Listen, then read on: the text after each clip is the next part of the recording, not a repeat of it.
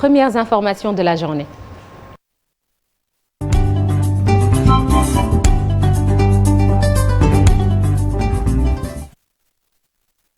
Et on commence, cher, par la clôture cette nuit du dépôt des dossiers de candidature pour les élections législatives.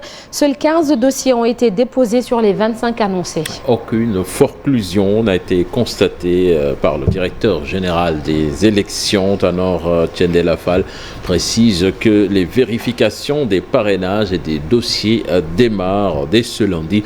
La publication est attendue fin mai. Je vous propose de l'écouter des propos recueillis par Chérifia.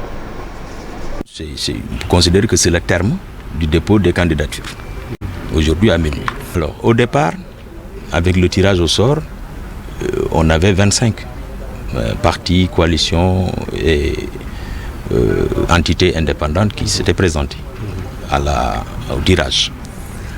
Et donc, mais à l'arrivée, on a eu une quinzaine de partis, coalitions et entités qui se sont présentés pour le dépôt. N'est-ce pas? Et hier, 5 se sont présentés et ont effectivement déposé. Et aujourd'hui, la même chose. Donc il restait juste 5 entités ou coalitions ou partis pour entre 22h et minuit. Ils se sont tous présentés à 7h. Et aujourd'hui, la commission poursuit son travail. Et je pense que d'ici quelques temps, ce sera définitivement réglé pour le dépôt. Du côté de la coalition Bontoubil, on a déposé également son dossier sans beaucoup trop de problèmes, même si son président Ibrahim Mbo prône la numérisation pour alléger le processus. Je vous propose de l'écouter. On a déposé 2000 documents, on a les récépissés pour la bi.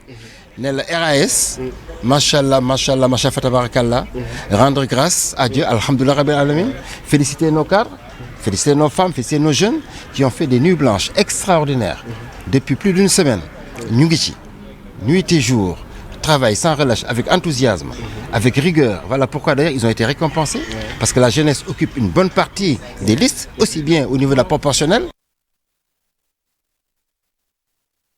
Toutes nos excuses pour cet élément. Quelques soucis techniques, nous y reviendrons certainement dans nos prochaines éditions. Et puis retenez qu'Ousmane Sonko sera la tête de liste nationale de Yewwi Askan Wi. Aminata Touré, de son côté, va diriger la liste nationale Benno Bokk Yakaar. On note également l'alliance entre Yewwi Askan Wi et Wallu dans quelques départements et dans la diaspora.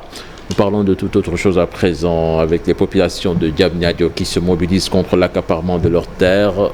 1200 baux ont été octroyés à des privés par les services de l'État.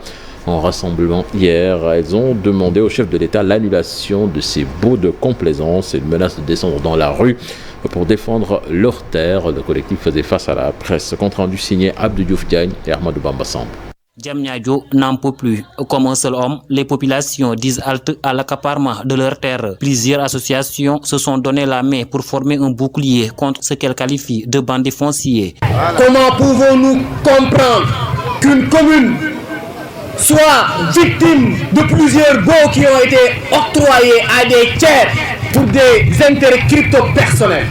Comment pouvons-nous comprendre cela? Il n'y a pas une seule commune au Sénégal où vous retrouvez plus de 1200 baux donnés à des personnes tierces et au détriment des populations. Il n'existe pas au Sénégal une seule commune où ce phénomène existe. Pour éviter des affrontements dans les jours qui viennent, les manifestants exigent du chef de l'État l'annulation des baux sur les terres appartenant à la communauté. Obligation qui a été mise en place par le législateur de 1964 pour encadrer les prérogatives de l'État sur l'immatriculation des terres du domaine national et pour prendre en charge les préoccupations des populations. C'est cet article-là qui est biaisé par les représentants et les services de l'État et qui prennent des baux qui sont octroyés à d'autres personnes et ils ont laissé en rade les générations futures de Diamniadio. Pour plus de diligence dans leur doléance, le collectif sollicite une audience auprès du chef de l'État. Monsieur le Président de la République, nous vous interpellons pour vous demander de nous recevoir en audience. Nous ne voulons pas d'interlocuteurs.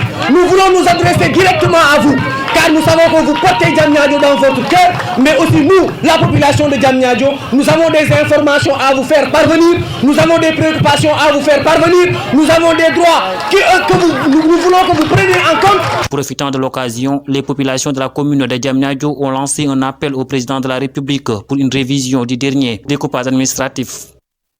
Et nous parlons de cette autre actualité, la violence qui s'est encore invitée sur nos pelouses. Ouais, c'était le cas hier à Louga. Un pénalty a sifflé pour le Giraffe, a déchaîné la colère des supporters lougatois. L'entraîneur du Giraffe a été blessé et évacué. Mais du côté de Ndiambour, on parle de simulation. L'arbitre de la rencontre, lui également, a été pris à partie à la fin du match. El Hadi Babacar Faye a été blessé à la tête.